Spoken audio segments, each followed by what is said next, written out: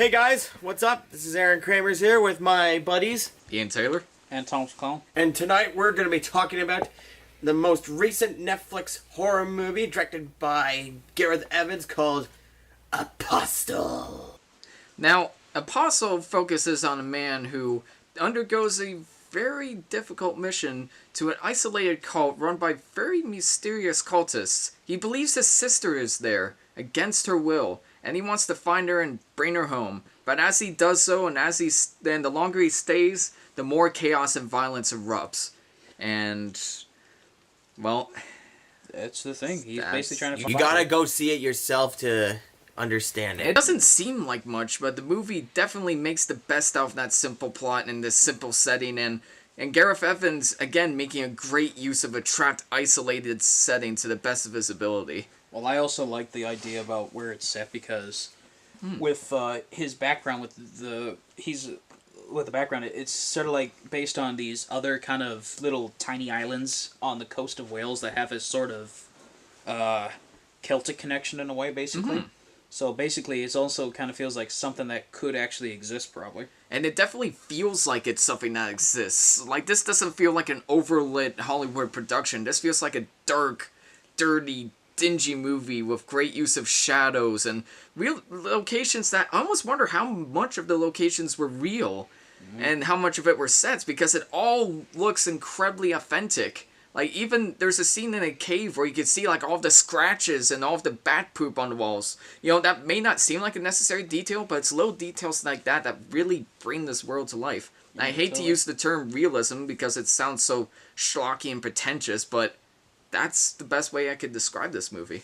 That's one way of saying it, yeah. And even in the beginning of the film where we see Dan Stevens' character, like, you can already see, like, the blood around his fingernails and the dirt on his hands, and it's such small details, but again, it just adds so much, and it's all about those details. Well, people weren't really into washing their hands in 1905. No, of course not. Yeah, I hate to break to you, but not everyone back then had perfect hair, perfect teeth, and perfect fingernails, Scott Hollywood. Yeah. I didn't really know what to expect going into the film. I'll admit the film, when I saw the trailers, there was only one thing that went through my mind.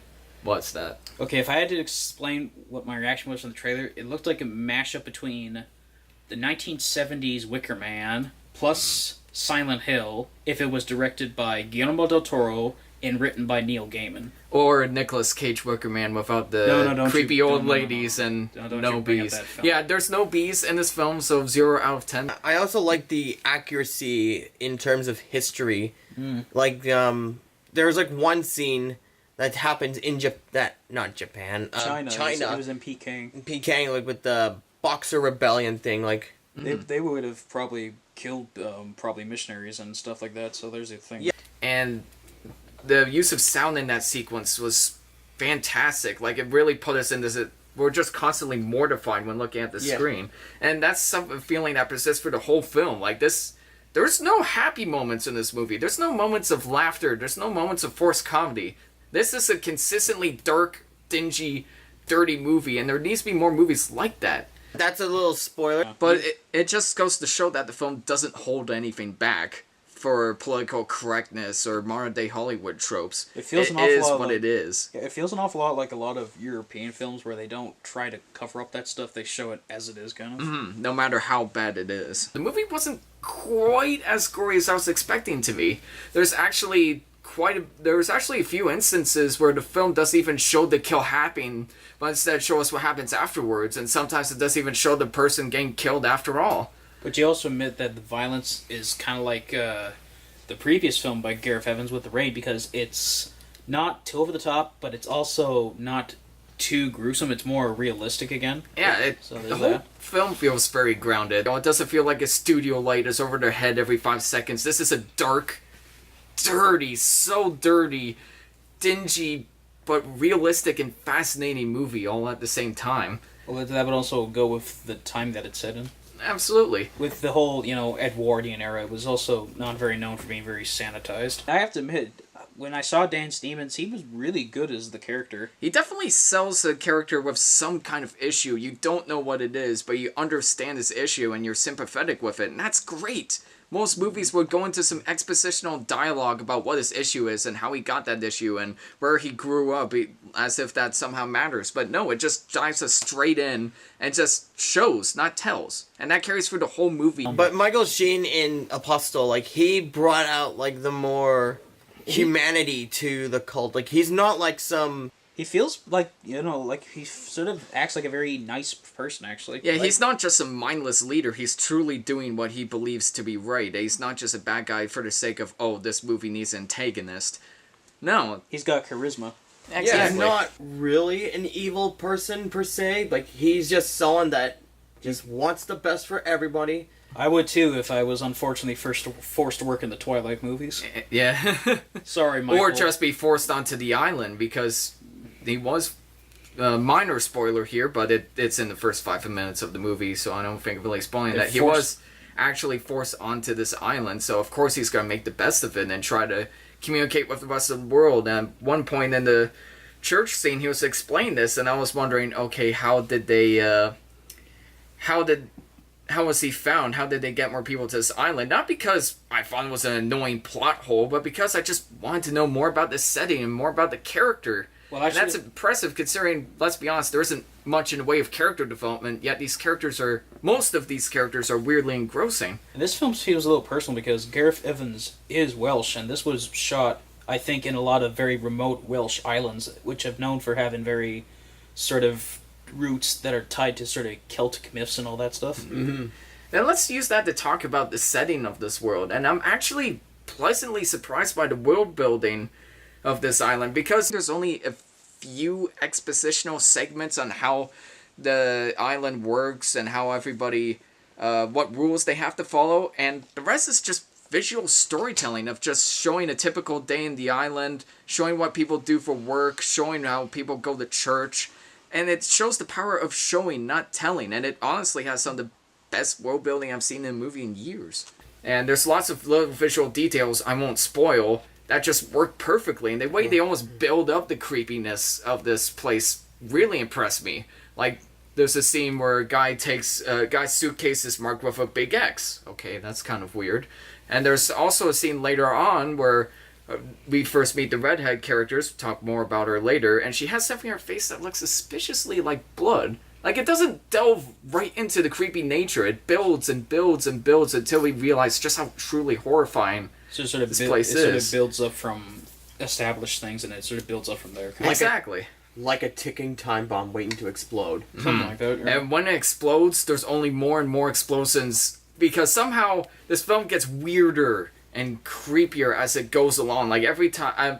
if you think you've seen the weirdest scene in the movie, you haven't. There's 5 more scenes that are much more bizarre. When I was looking at it, I was imagining a little bit, like, I could definitely see this made like a graphic novel, like in either in the 70s or the 80s or whatever. It definitely has that dark, depressing vibe to it that a lot of those graphic novels had. With artwork done by Richard Corbin. I could totally see Richard Corbin doing this. Richard Corbin. Let's talk about some issues I've had with the film, with some of the other side plots and the other characters. I personally thought the redhead character was incredibly unnecessary and annoying decision. She's very much this sweet, innocent, voice of reason character. There's even a scene where she goes up to one of the girls who's getting bullied, and then she's like, I'll take care of you and make sure you never get hurt again. Here, have some food. And she's like, I'm just like, are you gonna give her a back rub and a massage too? Like, it really stands out in this dark, dreary setting, this one person who's just perfect at everything, and of course happens to be attractive as well. Yeah, she's probably the only character that came off as unrealistic, and the relationship between her and Dan Stevens' character felt so awkward and so undercooked. It almost felt like they just added it in last minute. Sort of like Anakin and Padme. Oh, jeez. It's not that bad, but because Dan Stevens can act, but I feel like if you took her character out of the movie, this movie would have been a lot better. Yeah, my problem is with the Romeo and Juliet type subplot. Yeah, I didn't like how it ended. It was rather upsetting for me. Yeah. And also, it kind of started awkwardly, too. Like, it cut into one scene of Dan Stevens' character sneaking around to the point where I thought, okay, is this a flashback? Is this a flashback? What's happening? What's going on right now? And then it shows the couple later in a modern day scene showing that it isn't flashback. It's something that just happened. And I thought, all right, we're back to starting. So why is this here? Why did we suddenly cut to this? And it's such a little thing, but it bugged me ever since I watched the movie. That's okay, I guess, but what kind of bugged me a lot was sort of the conflict between the three leaders of the cult, because I kind of felt like, okay, what are you guys fighting about? Sure, this guy wants more sort of power about the thing, but dear God, man, do you have to go about in such a over-the-top kind of work? Yeah, and it just felt so unnecessary. I'm like, what does this have to do with the creepy suspense of the movie at all? It feels like I'm watching a bad political thriller interrupting my movie. It's like entering a haunted house ride that has to stop at a DMV like every 15 or 20 minutes. Well, that didn't bother me too much, but what bothered me is because of that conflict, it made the ending feel a little rushed in a way. Absolutely. What I like too about the movie is how the camera work, how it's very, very smooth also. Normally, like with these period pieces, they would have like these steady shots, like more like beautiful landscapes, which we got there, but then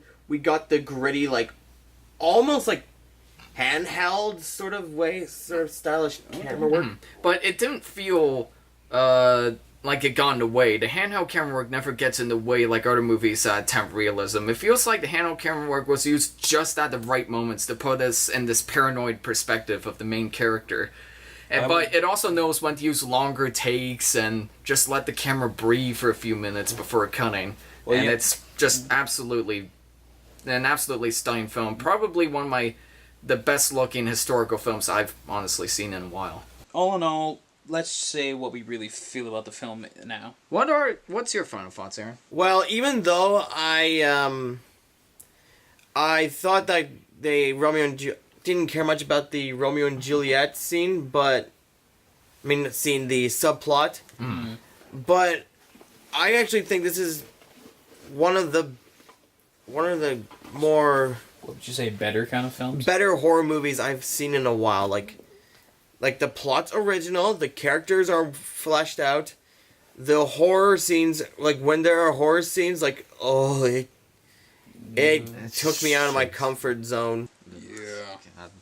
Again, Gareth Evans following his addiction of claustrophobic tension. And really, like, even though it's not perfect, I'd say if you don't have any shows to binge on Netflix and you wanted to watch an original movie, go see Apostle when you have the chance, especially if it's on a dark, stormy night. I give it a 9.5 out of 10. And yeah, I just miss films like this. I think more horror movies should be like this. Just purely dark and dingy and creepy, and you almost feel paranoid every other scene. I miss films with that kind of feeling, like Seven. And yeah, almost like Seven or David Fincher's films that way. If you're not a fan of films like that, don't touch Apostle with a 10-foot pole. But if you're really obsessed with films like that and you're fucked up like I am, I definitely recommend checking out Apostle. Definitely check it out on a dark, stormy night. Definitely check it out with somebody else too, so you can talk about what the hell just happened afterwards. I give it an 8 out of 10. Alright. I have to admit, I am a real big sucker for sort of movies set in the time period because I really like history, and I really like sort of like when directors sort of base sort of like the idea on an actual thing that kind of was sort of happening at the time. So there's that. But I also like the characters. They're very well developed, and they've got a lot of personality, so they're not just one signal kind of character. You really like these characters. I even like sort of like the bad guys, even in a way.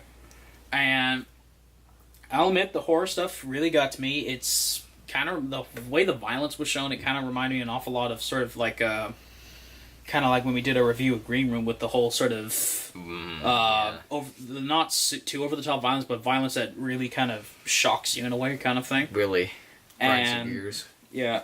And like I say, I stand by my thing when I said it kind of reminds me of what if someone made a mashup of the 70s Wicker Man and Silent Hill if it was directed by Guillermo del Toro and written by Neil Gaiman. So because of that, I'm going to give the film an 8 out of 10. Well, thank you guys very much for checking that review out. And if you like this video, you should click that fancy like button. If you really like that video and our other content, there's a subscribe button that you should probably check out as well and probably click on. And we also have a Patreon page. If you want to support our channel and see more content from us and better quality content, please support us on Patreon. Even $1 is more than enough. Well, what about the bell? Oh yeah, hit that bell Yeah. to get notifications. And as always, thank you very much, guys, for watching. And we'll see you next time on World Builder Studios. Peace out. Yeah. Hey, see you later, guys.